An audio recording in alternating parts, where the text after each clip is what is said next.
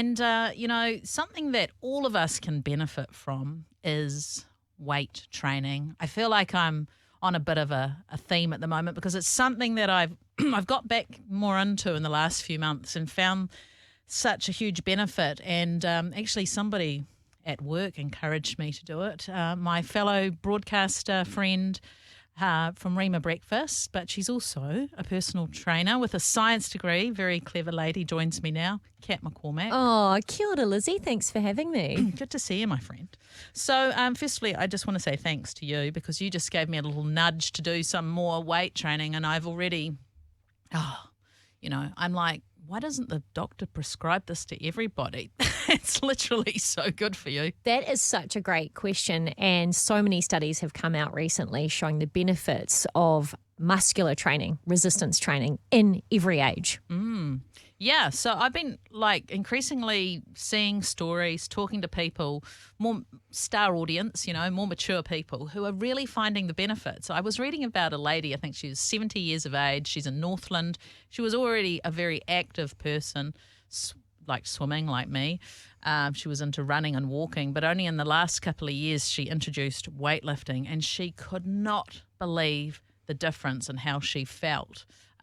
What are some of the benefits of weight training, Kat? I mean, there are a lot of benefits. First and foremost, when you do weight training, you basically make your body recruit more muscle fibers. So at a scientific level, because of the stress that weight training puts on your body has to make more muscle. And this is so important when you're older because as you get older, you generally lose muscle tone. Yeah. And that's just something that happens as we age. But it's not something that we can sit by and just accept. We can actually do something about it. Yeah.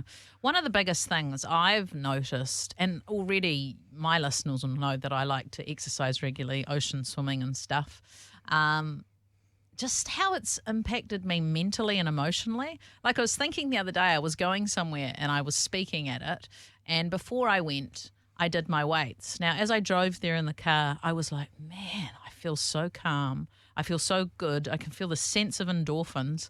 I'm putting that all down to the weight training that I've just done.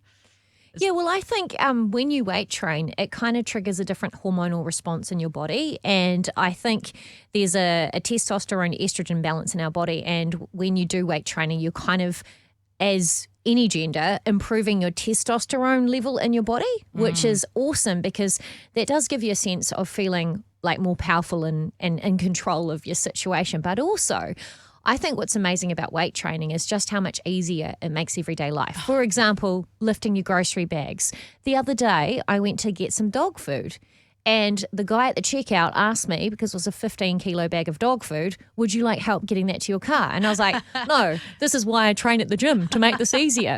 But, everyday life becomes easier. Yeah. And also, your risk of injury in everyday life, like having a fall or being unstable on your feet, minimizes when you do weight training.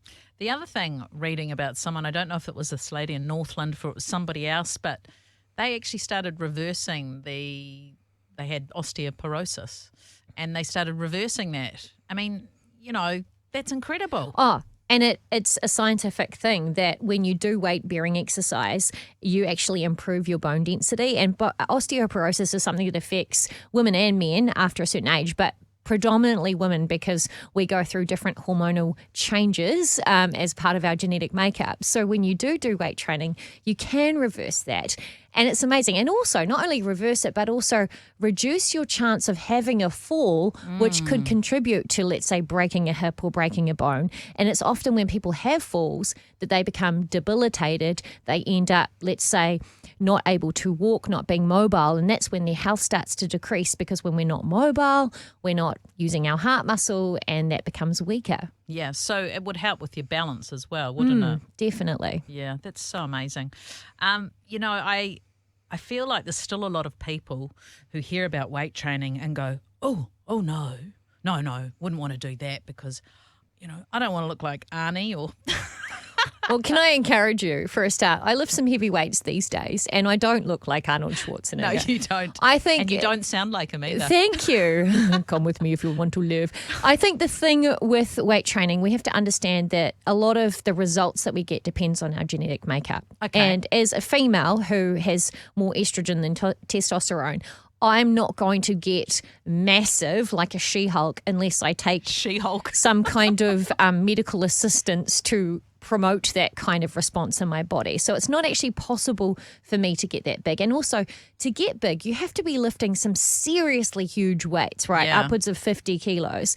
But the thing is, when you start by lifting a little bit of weight, you get stronger, you get more defined, but you can build from that. So you can start lifting weights at any age. You're not going to get big. That sort of growth takes a huge amount of time and Olympic kind of dedication, plus potentially supplementation of the kind that you probably don't want to be using. Yeah, and their diets would be really high in eggs and chicken and all that carry on too, wouldn't it? Oh, yeah. I mean, you look at Michael Phelps, right, who swam at the Olympics. Yeah. And he was a big guy, a tall guy. He had to eat like something like 5,000 calories a day. I mean, it was difficult enough for him to just Wow. get through what he needed to do the swimming. Yeah.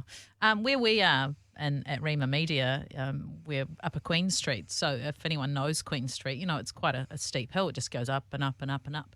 And that's one of the things you were saying about everyday life. I find now walking up there, I'm just like, whatever. This is a doddle because my legs have got that much stronger. I mean, that is the cool everyday benefit, right? Absolutely. And if you want to kind of get more strength in your legs to make walking easier, some basic exercises you can do are, let's say, 3 sets of 20 squats, couple of lunges a day, and that's going to help build your leg endurance. And the weight that you're lifting is not actually dumbbell weights, external weights. You're just managing your own body weight. Yeah. So you reckon that's a good place to start, maybe just doing something at home if you're somebody who's sedentary and has never done weights? Yeah, a great place to start. Some basic exercises, squats, lunges, maybe a modified push-up, just managing your own body weight. Yeah. And then what do you reckon about, like, I know you teach those F45 classes. That seems to me a bit of a leap if you haven't done anything, but perhaps go to a gym, get a program made up, that sort of thing? I think that's the best way to do it. Get a personal approach because you might have different health needs or health conditions. You might need cardiac rehab. You might need help with diabetes. Whatever